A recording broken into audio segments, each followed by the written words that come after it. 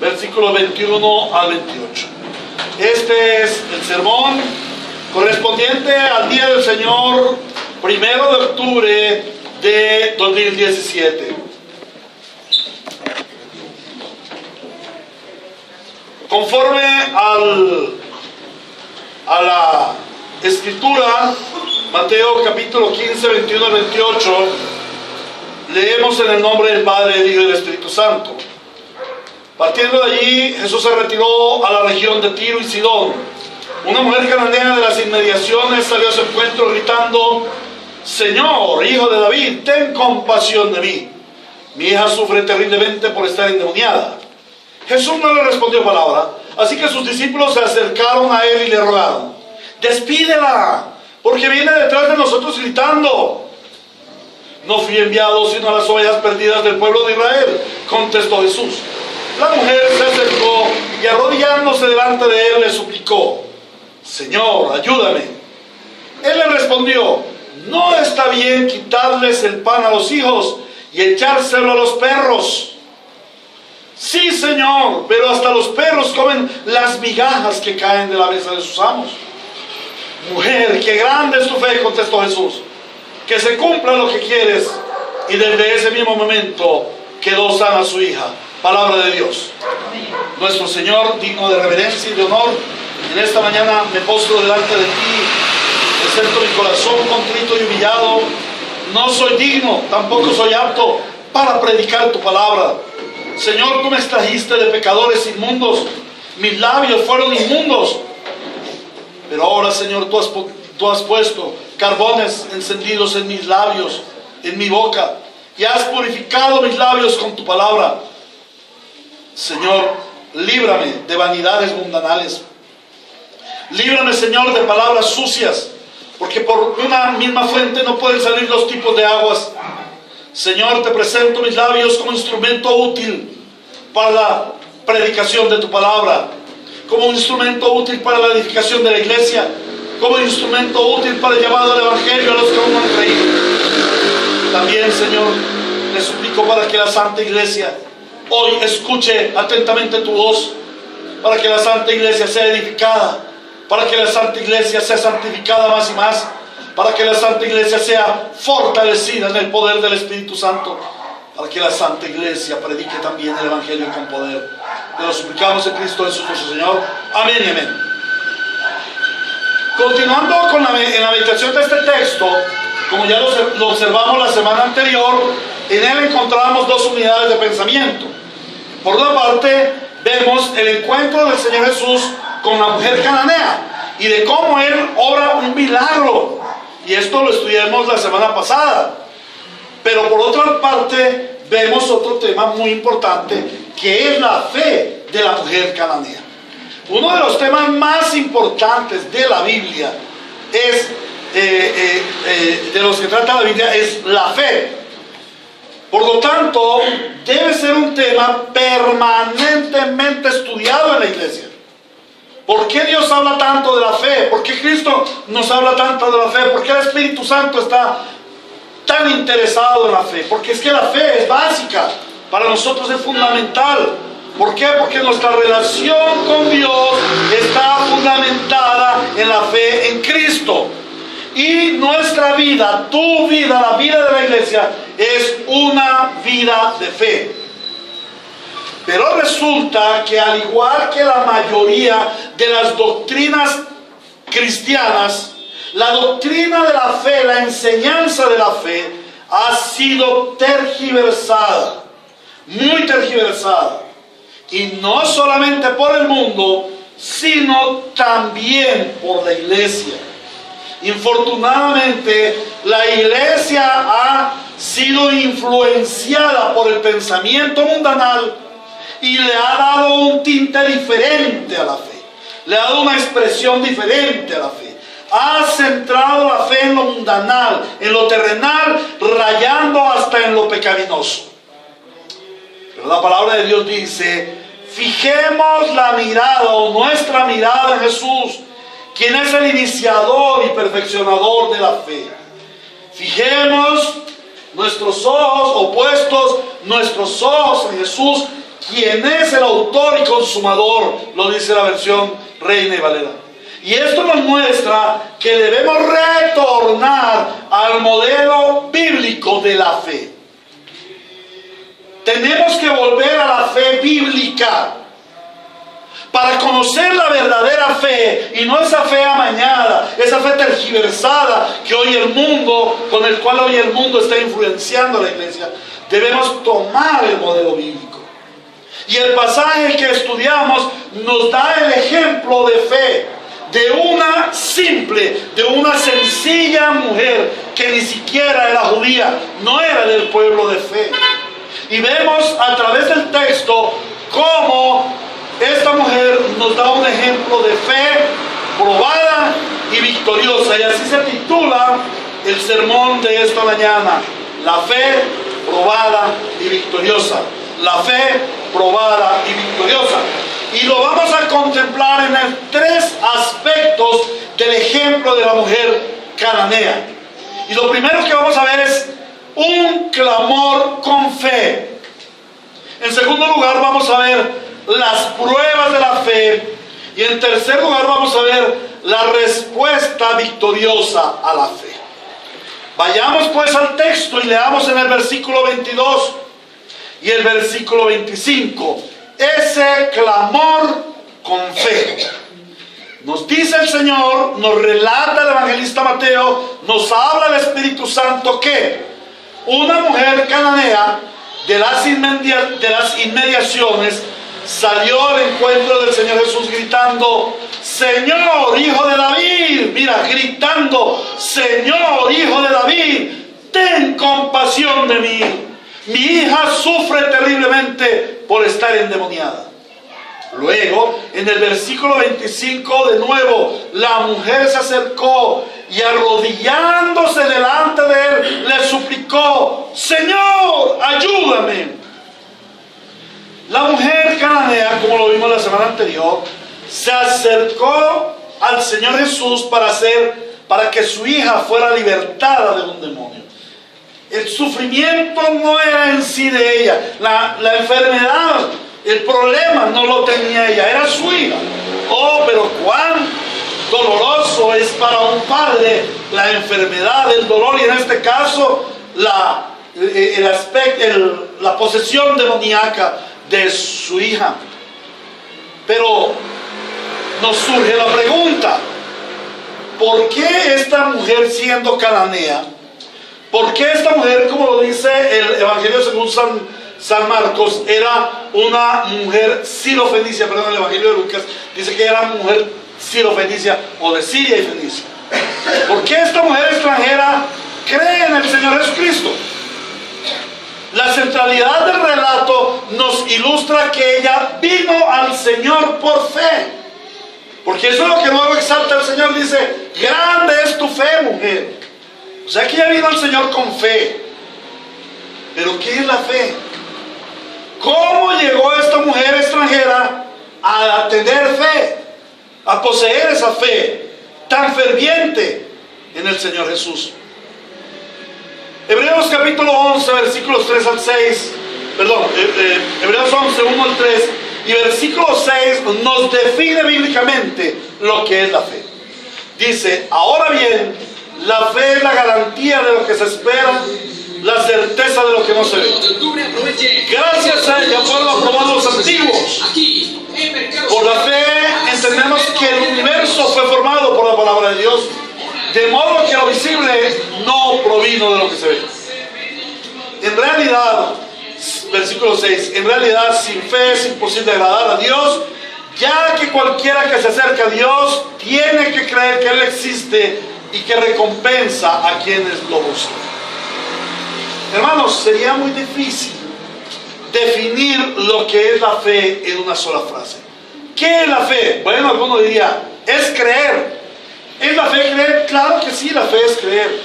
Pero no es simplemente creer.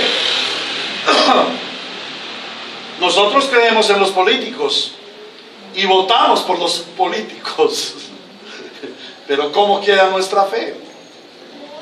Como lo decía la semana pasada, hay una fe natural por la cual uno se sube a un bus y no no pregunta acerca de si el señor tiene pase de conducción, puede manejar, si está enguayabado, ¿no?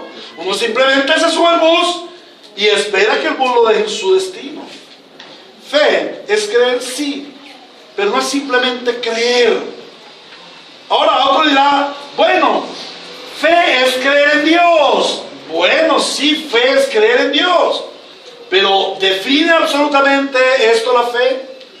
No, el asunto de la fe es sencillo, pero a la vez complejo. ¿Cómo entenderlo? Entonces vamos a profundizar un poco en comprender lo que es la fe. Cuando nosotros estudiamos la Biblia, la palabra usada allí para fe es un vocablo que se denomina pistis, o es el vocablo pistis. Y este vocablo significa persuasión. Persuasión. Es más que creer, es estar persuadido, estar seguro, es estar convencido. Pero esa convicción nos traslada, nos lleva a una confianza. Y esa convicción, esa persuasión en la que depositamos nuestra confianza nos lleva a tener constancia. Pero la palabra fe no es solamente ese vocablo pistis, también involucra al verbo, a la acción. Y encontramos allí el vocablo pisteuo, que significa reconocimiento de la verdad revelada, rendición personal, una conducta coherente. Yo puedo estar persuadido de algo, pero también puedo actuar sin conformidad a lo que estoy persuadido. De hecho, esa fue nuestra vida de pecadores. Hermanos, yo estaba persuadido. Yo sabía que ingerir licor, emborracharme era malo. Eso no me lo tenían que decir porque yo lo había sufrido en carne propia. Y cada vez que yo me levantaba en uno de esos estados inmundos de pecaminosidad, yo decía, oh, estoy tan mal que no vuelvo a tomar trago. Wow, estaba absolutamente persuadido de que el alcohol me hacía mucho daño.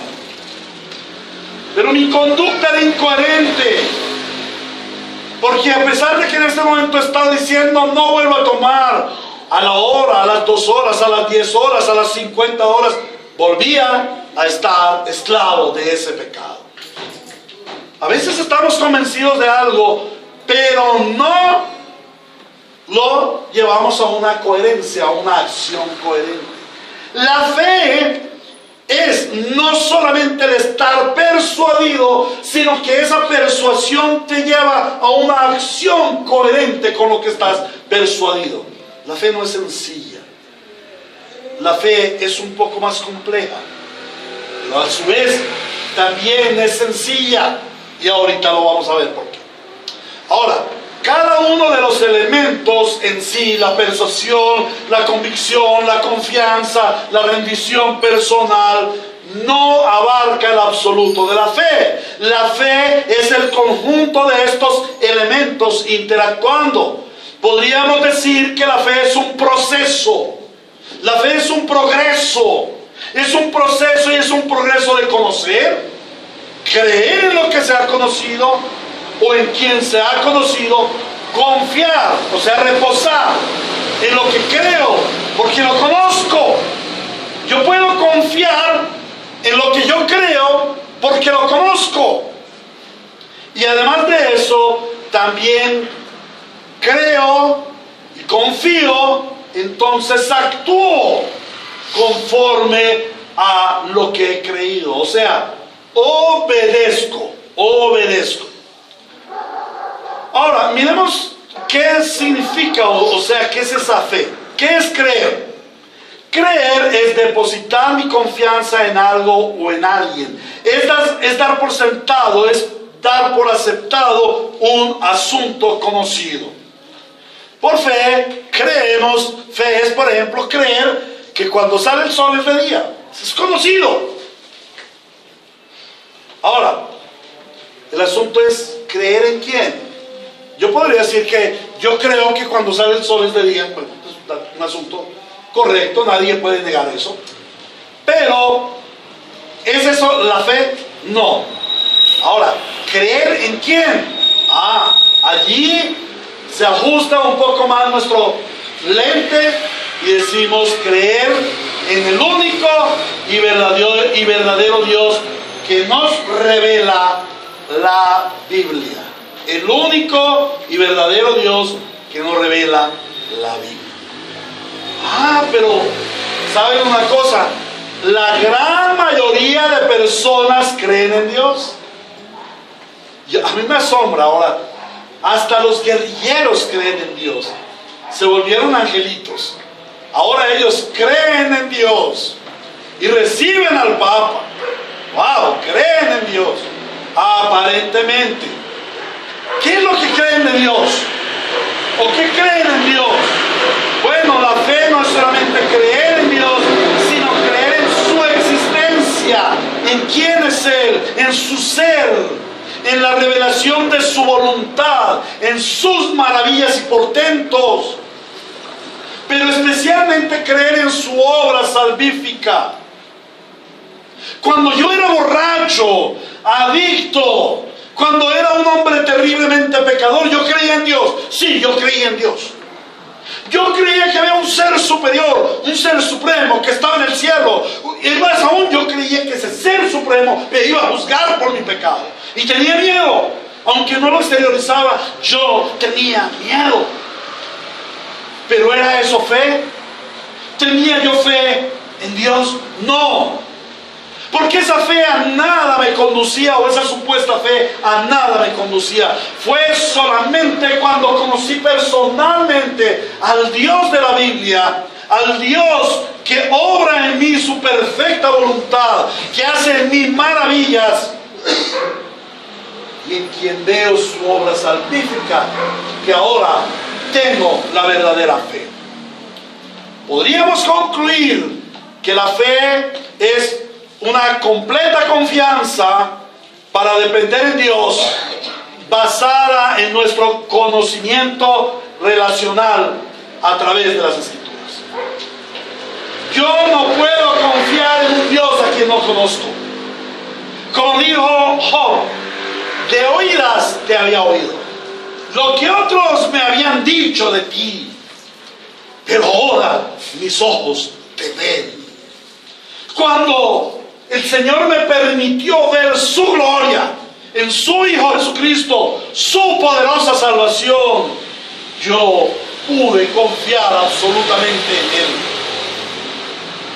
Ahora, ¿cómo conocí de Él? A través de su revelación, a través de las Santas Escrituras.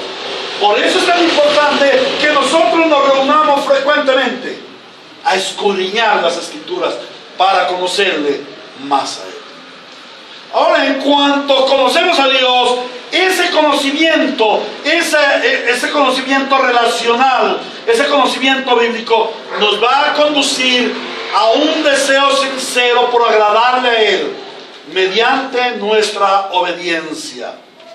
La fe es creer en la persona del Señor Jesucristo, es creer en su ser, en su carácter y en su voluntad. En esta forma podríamos definir brevemente lo que es la fe y sencillamente lo que es la fe. Yo les pregunto, ¿alguno de ustedes entendió lo que es la fe? Ninguno, ¿cierto? ¿Sí entendieron lo que es la fe? Explícamelo, hermano, porque yo todavía no lo he entendido. La fe es creer en la persona de nuestro Señor Jesucristo, en su ser, en su carácter, en su voluntad, y confiar en Él, una confianza que me lleva a su obediencia.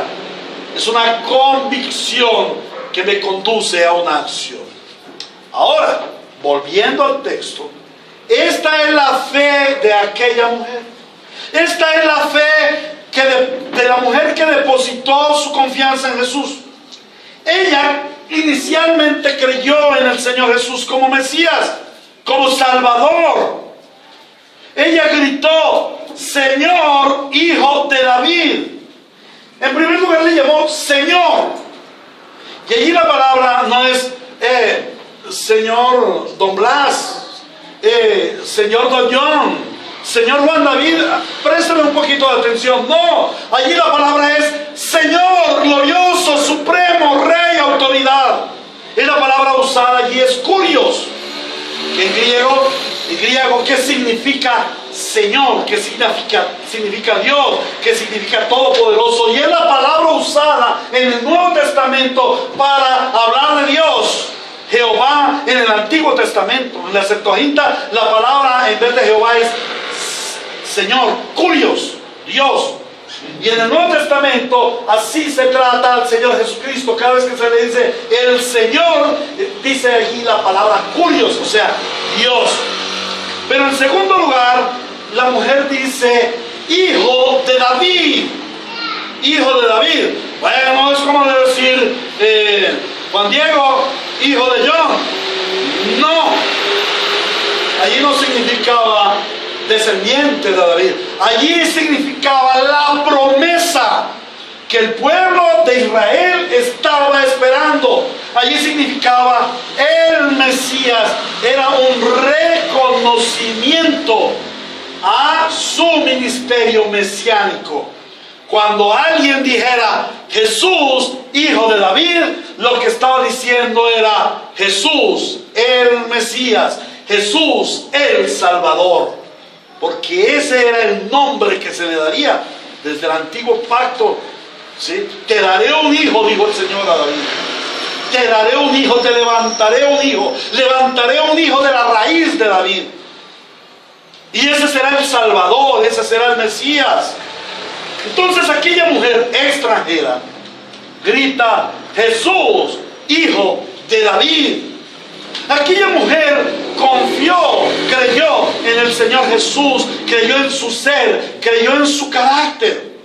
Porque dijo, ten misericordia de mí. Ella clamó al carácter de Cristo. Nuestras oraciones deben ir llenas del carácter de Cristo.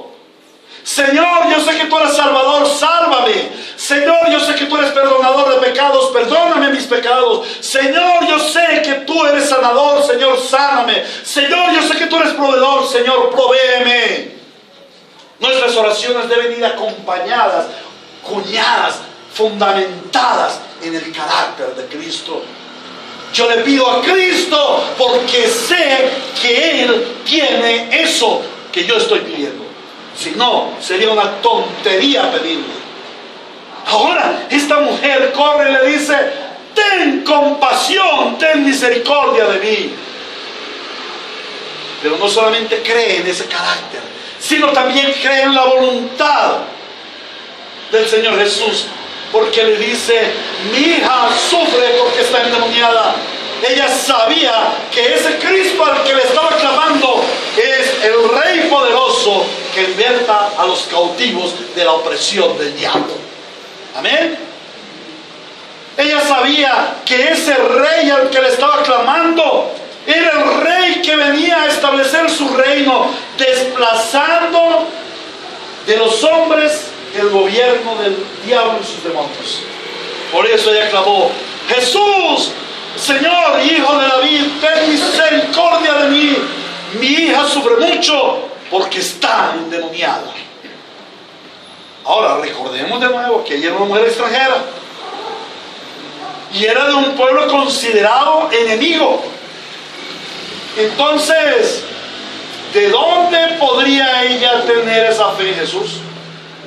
La palabra dice en Romanos 10:17, así que la fe viene como resultado de oír el mensaje, y el mensaje que se oye es la palabra de Cristo. Y en la versión Reina y Valera dice, así que la fe es por el oír, y el oír por la palabra de Dios. Indudablemente, aquella mujer no tuvo fe por sí misma. Fue el Espíritu Santo quien puso esa fe en ella. Ella oyó la palabra de Cristo, ella oyó la palabra de Dios, ella oyó de alguien. La fama del Señor Jesús había sobrepasado las fronteras, ya era reconocido por los extranjeros y aún era anhelado por los extranjeros Por eso dice la Biblia que Él es el anhelado de las naciones, el deseado de las naciones. Siempre habrá quien predique a Cristo. E indudablemente aquella mujer había oído por el Espíritu Santo el mensaje de Cristo y había creído. La fe no es una fuerza o un sentimiento o un pensamiento natural del hombre, no, de ninguna manera. La fe no es personal, la fe es un don de Dios y viene por oír la palabra de Dios. La mujer clamó a Jesús por dos razones. La primera, por dos razones procedentes de Dios. La primera es que Dios, el Señor, propició que ella tuviera circunstancias para que clamara al Señor Jesús.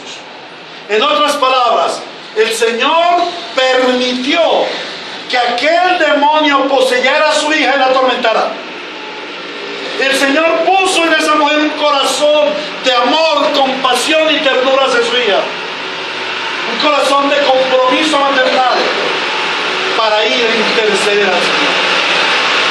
Pero no solamente ello, sino que también Él le proveyó la fe. Algunos de ustedes dirán, ¿cómo así que Dios fue el que propició que aquella pobre niña, tan niñita, 12 años, recordamos que la semana pasada hablamos de eso, tan niñita sufriera por parte de un demonio? Uy, no, eso es un Dios muy malo. No, Señor. ¿Se acuerdan que por causa del pecado esta niña estaba endemoniada? Porque es que es consecuencia del pecado el gobierno de las tinieblas. Pero también es poder de Dios el impedir que las tinieblas actúen. Entonces, nosotros podemos ver en el Salmo 107, todo el Salmo 107, cómo los hombres sufren por causa de su pecado. Pero dice, y clamaron al Señor, y Él los salvó de su ruina, los salvó de su enfermedad. Todo el texto, todo el Salmo 107 nos habla de esa forma, como el hombre clama a Dios y Dios le responde. Pero ¿y quién puso la circunstancia para que el hombre clame? Dios en su soberanía. Porque nada, absolutamente nada de lo que sucede en los cielos y en la tierra es ajeno a Dios. En su perfecto plan predeterminado, Él ha ordenado que así suceda para su gloria. Pero Dios provee la fe como un don. Y ese don provino al haber escuchado la palabra de Dios. Dios propicia la angustia, Dios propicia el clamor. Dice la palabra de Dios en Santiago: hermanos míos, ¿de qué le sirve a uno alegar que tiene fe si no tiene obras? ¿Acaso podrá salvarlo esa fe? Ahora vemos que la fe no es solamente creer, sino que ese creer nos conduce a actuar.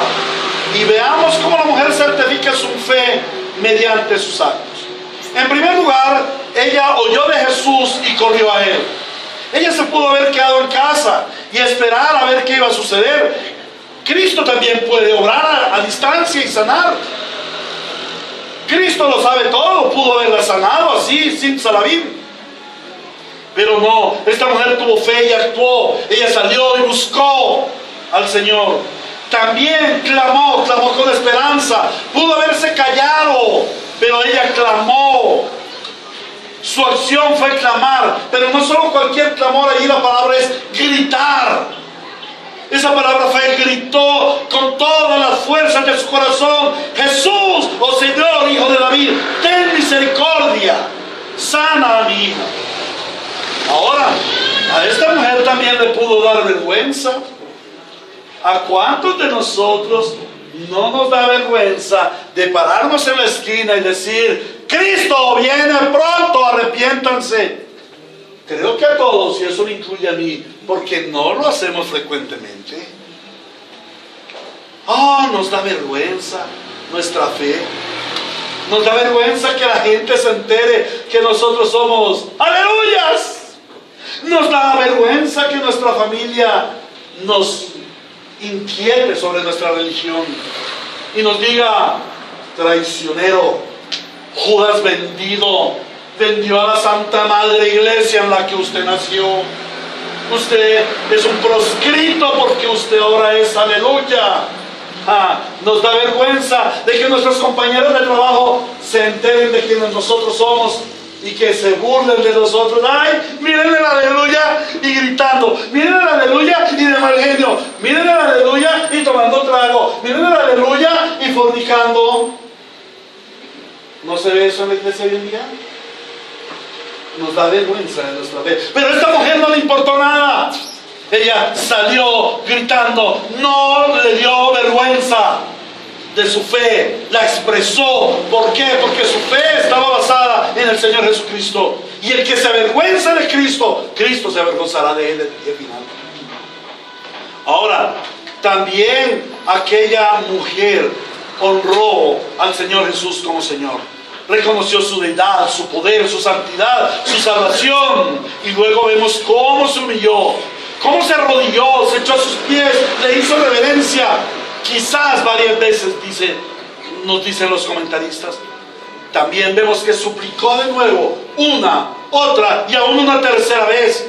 O sea, que la fe la llevó a perseverar en la esperanza, a no desmayar. Y Romanos nos dice: y nuestra fe no nos avergüenza. Romanos 5:5. Y nuestra fe no nos avergüenza. Nuestra fe no nos dejará avergonzados. Porque el amor de Dios ha sido derramado en nuestros corazones por el Espíritu Santo. Jamás la fe no nos va a dejar avergonzados. Amén. Ahora, este clamor de fe de la mujer cananea debe llevarte a reflexionar. ¿Tienes fe verdadera? ¿Cómo es tu fe? ¿Qué evidencia das de tu fe? La iglesia es el pueblo de fe que vive por fe y para fe. Nuestra fe debe ser como la de aquella mujer cananea, una fe basada en el conocimiento de Cristo, que te lleva a confiar en Cristo para depender de Cristo, obedeciendo a Cristo para la gloria de Cristo. Amén.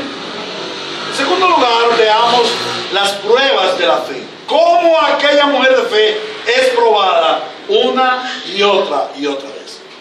Dice el versículo 23, Jesús no le respondió palabra.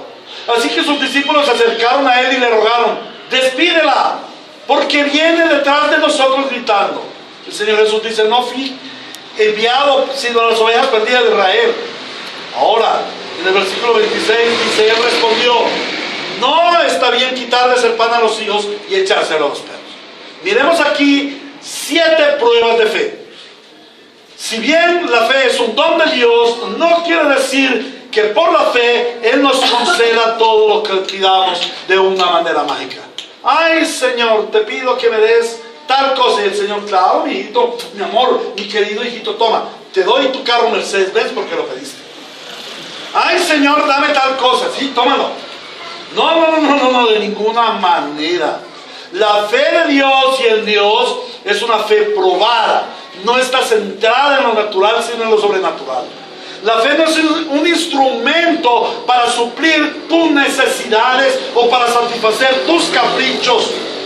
La fe tiene como propósito fundamental el establecer, el fortalecer y el perfeccionar nuestra relación eterna con Dios. El Señor nos dio la fe para establecer, fortalecer y perfeccionar nuestra relación eterna con Dios. Por tanto, esa fe debe ser permanentemente probada. Y vemos cómo el Señor Jesús, el mismo Señor Jesús, somete a prueba a aquella mujer, la fe de aquella mujer. Veamos la primera prueba. Aunque no es tratada allí como prueba, debemos mirar que es el sufrimiento. El sufrimiento es una prueba. Para el que cree, el sufrimiento no es ajeno. El sufrimiento, como lo vimos en el anterior sermón, es inherente al hombre natural, y esto no excluye al creyente. El sufrimiento es Pues el instrumento dado por el Señor a la mujer cananea para darle la fe fue el sufrimiento, el que fortaleció, el que condujo a la fe a aquella mujer. Pero es que esa mujer era incrédula. Ahora, ¿cuántos de nosotros recibimos la fe porque Dios el Señor nos sometió a una prueba, a un sufrimiento? Pero en el creyente, el sufrimiento es un instrumento para fortalecerlo en la fe. Yo estoy muy contrario a ese evangelio de falsas promesas que dice: ven a Cristo y serás feliz. Ven a Cristo y lo tendrás todo. ¿Por qué? Porque ese evangelio es contrario al evangelio de Cristo. El evangelio de Cristo dice: el que quiera ser mi discípulo, ¿qué? Niéguese a sí mismo. El que quiera ser mi discípulo, ¿qué? Tome su cruz. ¿Qué quiere decir niéguese a sí mismo? Ya no vivo yo, ahora Cristo vive en mí. No es lo que yo quiero, lo que Él quiere. Como le decía esta mañana a mi esposa, le digo: mi amor, ¿cuándo es que vuelves a Bogotá? Yo le dije: no lo sé. Yo antes me ceñía, me vestía y me iba para donde quería. Pero ahora es otro el que me ciñe, el que me viste y que me lleva donde Él quiere. Y gloria a Dios por eso, porque mis pasos pasados eran horribles. Ahora mis pasos son de victoria en Cristo. Él me ciñe, Él me viste y Él me lleva. Aleluya. Voy en alas de ángeles, hermanos. Entonces, el Señor nos dice que cuando Él nos llama, no nos llama a vive una vida feliz con todo y disfruta casa, carro y beca. No, Él nos llama al sufrimiento y nuestra fe va a ser probada y una y otra vez. Porque Dios usa el sufrimiento como un instrumento para fortalecernos en la fe. No pienses en el sufrimiento como un acoso de Dios para ti. No pienses en el sufrimiento como y Dios me olvidó, como un castigo de Dios. Piensa en que es el instrumento que el Señor usa para fortalecer tu fe. Nunca te quejes del sufrimiento, porque el sufrimiento es una bendición de Dios para tu vida. Nunca te sientas menos por el sufrimiento, porque Cristo sufrió más que cualquiera de nosotros. Y Él sufrió porque, la palabra de Dios lo dice, Él menospreció el sufrimiento que significaba la cruz, el oprobio que significaba el Calvario, porque vio la gloria que le esperaba. Hermano, que cuando venga la prueba del sufrimiento, tú veas la gloria que el Señor tiene deparada para ti. La segunda prueba que nos muestra la palabra es la prueba del silencio. Dice allí, el Señor Jesús no le respondió palabra. Jesús calla, no responde a la súplica. Y claro, surge la preguntamos, pero ¿y por qué no le respondió? ¿Es que acaso a Él no le importó el dolor de aquella mujer? ¿O fue que le rechazó por ser gentil? ¿O por ser mujer, dirán los machistas de hoy en día? Los feministas, las feminazis de hoy en día. Y la respuesta a esta inquietud es, ¿y por qué preguntar? ¿Quiénes somos para inquietar el trono de Dios? ¿Acaso la mujer se acercó y le dijo al Señor: oiga, hijo de David, no te estoy llamando la atención, préstame la atención, aquí estoy yo? Porque es que eso hacemos. Oiga Dios, aquí estoy yo, mírame, haz algo por mí. No, el Señor en su soberanía calló, silenció. Dios es soberano y no respondió. ¿Por qué? Por una sencilla razón: no quiso responder. ¿Cuándo vamos a aprender que el Señor hace las cosas porque Él quiere? Porque es soberano. Ay, Señor, pero ¿por qué estoy pasando por estas? El Señor te va a responder inmediatamente: porque así lo he determinado. Porque eso es lo que yo he determinado en mi soberanía. La pregunta no es ¿y por qué, Señor? La pregunta es ¿y para qué, Señor? ¿Y para qué, Señor? Y entonces Él dirá: para mi gloria y para tu edificación, para tu fortalecimiento. Amén. Entonces, ¿cuántas veces en nuestra vida, por ejemplo, nosotros no respondemos a las preguntas que nos hacen? ¿Cuántas veces han venido mis hijos a hacerme peticiones y aún yo las puedo responder y no las respondo? Entonces, ¿por qué inquietar a Dios por no responder a nuestro clamor? Mientras que nosotros no respondemos por nuestra pecaminosidad y por nuestra incapacidad, el Señor nos responde porque Él tiene un propósito. Creemos que cuando Él nos responde, definitivamente está obrando. Yo creo que si yo oro al Señor y no me responde, Él está orando. Él está obrando y no está quieto. Ahora nosotros nos quejamos por el silencio de Dios. Pero la pregunta es, ¿y quién ha sufrido mayormente el silencio de Dios? ¿Quién se cayó en el Eterno? ¿Quién se silenció en el Eterno? ¿Recuerdan cuando el Hijo Santo, muriendo a la cruz por los pecados de los hombres, clamó y dijo: Eloí, Eloí, lama sabactani, que traducido es: Padre, Padre, ¿por qué me abandonas? ¿Qué le dijo el Padre? Silencio. No escuchamos respuesta del Padre. Solamente al tercer día el Padre habla a través de la resurrección. Sin palabras levanta al Hijo de la muerte como las primicias de la resurrección, como el primogénito de la resurrección, la victoria de la vida sobre la muerte. ¿Dónde está, oh muerte, tu aguijón? ¿Dónde está, oh sepulcro, tu victoria? Cuando Dios calla, Él está obrando. Amén. No temas por el silencio. Cristo ya lo sufrió. La tercera prueba es el rechazo. Dice: así que sus discípulos se acercaron a Él y le rogaron: despide a esa mujer porque viene detrás de nosotros gritando. Ningún argumento apoya la idea de que los discípulos estaban intercediendo en favor de ella. Al contrario, los discípulos querían liberarse de su molestia. Esto lo retomo de William Hendrickson, debido a una pregunta que se me hizo hace 8 días. Ahí están, hermanos. Es que la fe es molestia para muchos. ¿Sabían ustedes eso? La fe es molestia para muchos, aún para creyentes. El rechazo es la respuesta del mundo, del diablo y de la carne a nuestra fe. Yo pido perdón a algunos hermanos que en alguna ocasión han pretendido venir a hablarme y a lo mejor no les he dado el lado para que me hablen. Les he rechazado. Perdónenme, hermanos. Pero es que muchas veces el rechazo obra de una manera de prueba de fe. Recordemos que cuando el Señor Jesús sembró la semilla, ¿qué hizo el diablo?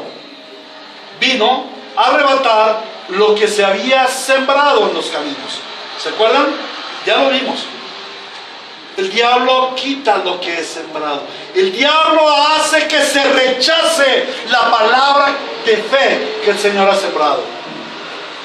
Por eso, cuando vine con fe y hablé a mi familia diciéndole: ahora soy un hombre nuevo, mi familia no lo creyó.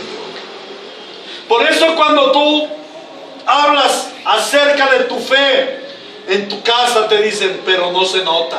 Siempre te van a rechazar. El rechazo es un viejo instrumento del enemigo para robarte la fe. Entonces no puedes permitir que el rechazo mine tu fe. ¿Quién fue el más rechazado de este mundo? Cristo el Señor. Rechazado de los hombres, sufrido, varón de dolores, despreciado fue. Cuando el Señor Jesús estaba rechazando a aquella mujer, estaba hablando de sí mismo en la cruz, rechazado de los hombres. La cuarta prueba que vemos es la de la humillación. Versículo 26 dice, él le respondió, no está bien quitarle el pan a los hijos y echárselo a los perros. ¿Cómo se sentiría aquella pobre mujer al ser tratada como un perro? Generalmente nuestro orgullo debe ser majado por el Señor. Y Él usa la humillación para que se derrumbe tu orgullo. Recuerda que Dios desprecia al altivo, que el que se humilla será exaltado y que Él no desprecia un corazón contrito y humillado. Aquella mujer fue terriblemente humillada. Pero el versículo 27 dice, sí, Señor, pero hasta los perros comen de las migajas que caen de la mesa de sus amos. El orgullo es el terrible enemigo de las gentes. El creerse autosuficiente, merecedor del favor de Dios, el creerse no necesitado, es lo que impide que el hombre clame a Dios. La característica de la fe es que primero se humilla y segundo soporta la humillación. Y toma esta humillación como plataforma para que se cumpla la obra de Cristo. Esa mujer pudo haberse sentido terriblemente ofendida, humillada al ser llamada perro. Perro es un ser despreciable en la época. Pero, ¿no era esto verdad? ¿No era ella un perro? ¿No somos nosotros perros? ¿Cómo ocultarlo? Delante del Dios Santísimo, ¿qué somos nosotros pecadores? Perros, enemigos de Dios, cerdos inmundos, enlodados en lo más sucio del pecado. Realmente no merecemos que se nos llame perros. Merecemos que nos envíe al infierno. Eso es lo que nosotros merecemos. No es una humillación sencilla. La humillación nos lleva al reconocimiento de nuestro precario estado. El Señor Jesús no le da la humillación a la mujer por humillarla. Gloria a Dios cuando somos humillados. Gloria a Dios cuando nuestro ego es majado. ¿Por qué? Porque entonces podemos considerar la realidad de nuestra vida, la precaria situación de nuestra vida, y podemos clamar al que puede obrar en nuestro favor. Aleluya. La mujer no se enojó ante la humillación, y este es el ejemplo. Al contrario, esta humillación la estimuló para fortalecer su clamor, para fortalecer su fe. Y le dice el Señor, está bien, yo soy un perro, pero ¿será que en tu casa no hay compasión para un perrito? ¿Será que en tu casa no caen migajitas para que el perro coma? Oh Señor, y esto me impactó cuando lo estaba estudiando, lo repito y lo voy a repetir hoy. Oh, Cristo estaba esperando eso, que ese estado de humillación fortaleciera esa convicción y dijera, no importa que yo sea un perro, yo sé que aún mi Señor tiene para este perro una migaja. Pero el Señor le dice, no es una migaja, es mi reino que te abro por tu fe, porque has creído. Y es el reino lo que Cristo te dio a ti, que ni una migaja merecías, peor que un perro. El Señor te consideró su hijo, siendo que tú eras peor que un perro. Él no te da las migajas. La fe no nos lleva a recibir migajas. Clamamos por migajas que caigan de la mesa del Señor, pero sabemos algo, y de algo estamos seguros, que Él no va a quitar el pan de sus hijos, pero nos va a dar el pan de sus hijos, porque ese es su amor para nosotros. Él no tiene migajas, Él tiene amplias puertas abiertas de su reino para todos los que a Él hemos clamado, porque todo el que clama a Él, Él le responde. Todo el que a su puerta llama, Él le abre. Amén y amén. La quinta prueba es la prueba de la tardanza. ¿Por qué el Señor no simplemente le dijo, como en otras oportunidades lo hizo, vete, tu fe te ha salvado? No, siempre el Señor tiene la razón. Él sabe cómo actúa. ¿Por qué se tardó? Nuevamente, ¿Por qué no respondió? Porque Él así lo determinó. Dios tardó 120 años para descargar el diluvio y mantuvo a Noé 120 años construyendo un arca. Dios se tardó 25 años para cumplir la promesa a Abraham de darle un hijo. Dios se tardó 40 años en llamar a Moisés para libertar a Israel. Dios se tardó 40 años para llevar a Israel a la tierra prometida. Dios se tardó 3 días para ir a resucitar a Lázaro. Es que Dios no tiene afán. Somos nosotros los afanados. Aprendamos a vivir en el tiempo de Dios. Aprendamos a vivir en el clamor de Dios, que Él sabe cuál es el tiempo propicio para orar. Amén. La sexta prueba es la del elogio. A pesar de que esta prueba no está explícita, las 2 últimas pruebas no son presentadas explícitas en el texto, sí pienso, después de meditar, que conforme a la experiencia que he tenido, la fe es probada en el elogio. El Señor elogia a la mujer, pero la mujer no responde al elogio. ¿Cuál es tu actitud cuando eres elogiado? Recibimos muchos elogios. Aún el Señor muchas veces nos elogia y sentimos que es elogio del Señor. Pero ¿sabrías tú diferenciar entre un elogio del Señor y una adulación del diablo? Empecemos por ahí. Saber diferenciar entre un elogio del Señor y una adulación del diablo. El elogio del Señor nos lleva a humillación. El elogio del Señor nos lleva a alabanza. El elogio del Señor nos lleva a decir, no lo merezco. Oh, pero en cambio la adulación del diablo nos lleva a inflarnos como un sapo. Ahora, recordemos que el Señor es galardonador de los que le buscamos. Recordemos que Él nos dará corona. Pero ¿qué piensas que haremos nosotros con ese galardón o con esa corona? La mujer no se detuvo en el elogio. La mujer se asombró en quien la elogió. Y así nosotros debemos asombrarnos cuando el Señor nos elogie. Cuando el Señor nos corone y nos dé galardón, nosotros lo único que hacemos es contemplar al que nos corona, al que nos da galardón y derramarlo a sus pies. Amén. La séptima prueba es la petición respondida. ¿Qué actitud tomas ante una respuesta tan milagrosa del Señor? Algunos dirán, pero es que yo no he visto algo así en mi vida. Pues no eres de fe. No ves porque estás precario en tu visión. Tu fe ha sido mal ejercitada. Porque los milagros del Señor en tu vida son permanentes y asombrosos. El solo hecho de respirar, cada molécula de aire, es un milagro de Dios en tu vida. El hecho de que hoy te despertaras y pudieras venir a este santo culto es una gracia de Dios para tu vida. El hecho de que tú estés vivo y con el Espíritu Santo guiándote, levantándote, es un milagro de Dios en tu vida.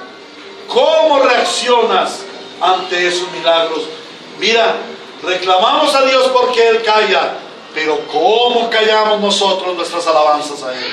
Cada molécula que respiramos, cada bocanada de aire, y lo he experimentado últimamente que salgo a hacer deporte, cada bocanada de aire agradezco a Dios. Gracias, Señor, porque tengo aire para respirar y tengo salud para absorber ese aire que tú nos das.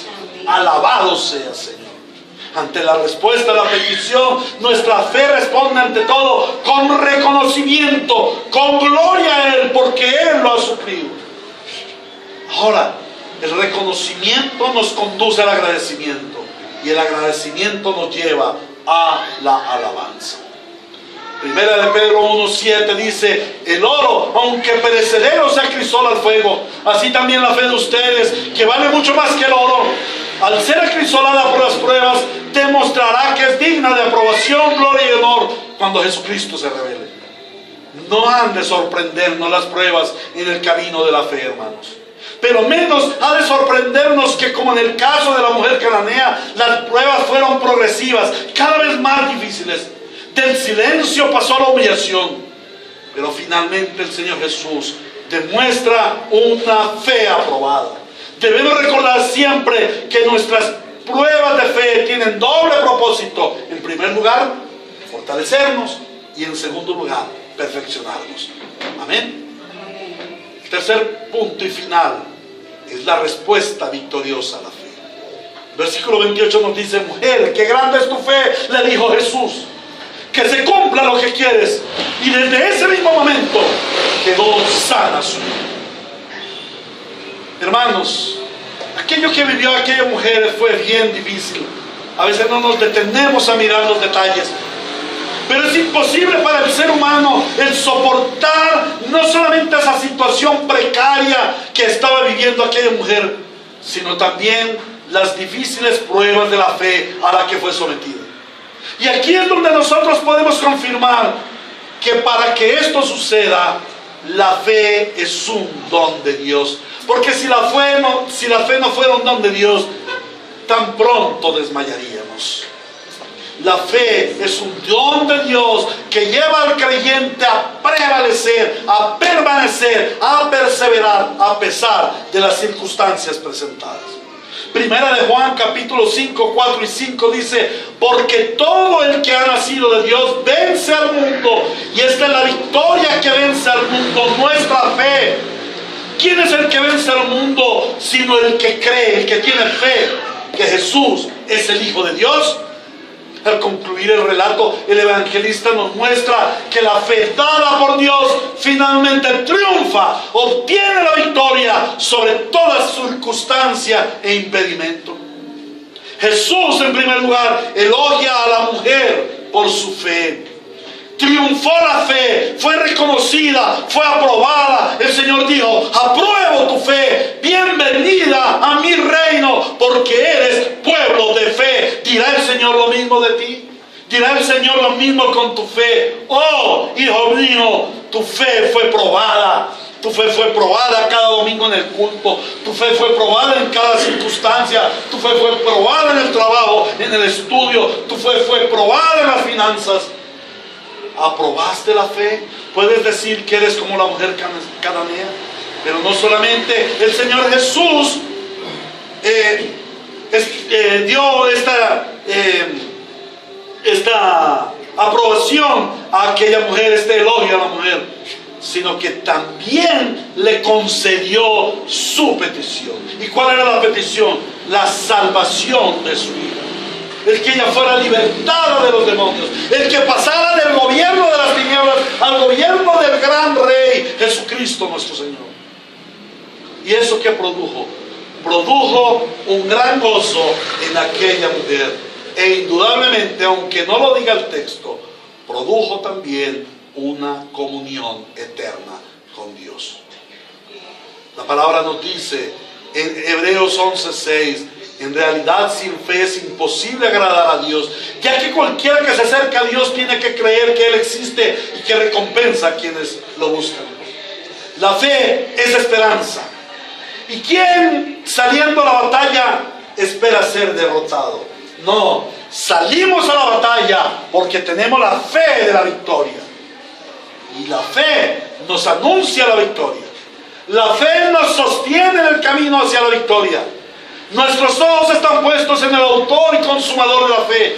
Y esta es la victoria: llegar a Él y vivir con Él por la eternidad. Esta es nuestra victoria, nuestra corona y galardón. La fe no es terrenal, la fe es sobrenatural, es celestial, es eterna. Por lo tanto, el objetivo final es lo sobrenatural, lo celestial y lo eterno. Nuestra fe es la gloria de Dios. La verdadera fe es una fe victoriosa. ¿Cómo está tu fe? ¿Tienes victoria sobre tus pensamientos? ¿Tienes victoria sobre tu corazón, tus impulsos carnales y pecaminosos? ¿Tienes victoria sobre tu desesperanza? La fe es victoriosa. Finalmente, la fe triunfará y recibirás galardón y corona de gloria. Amén. ¿A qué conclusión llegamos? La fe es un don de Dios para creer en Cristo como nuestro único Señor y suficiente Salvador. Esta fe será probada mediante circunstancias adversas. ¿Para qué? Para ser fortalecida y hermoseada. Y finalmente ver la victoria. ¿Para qué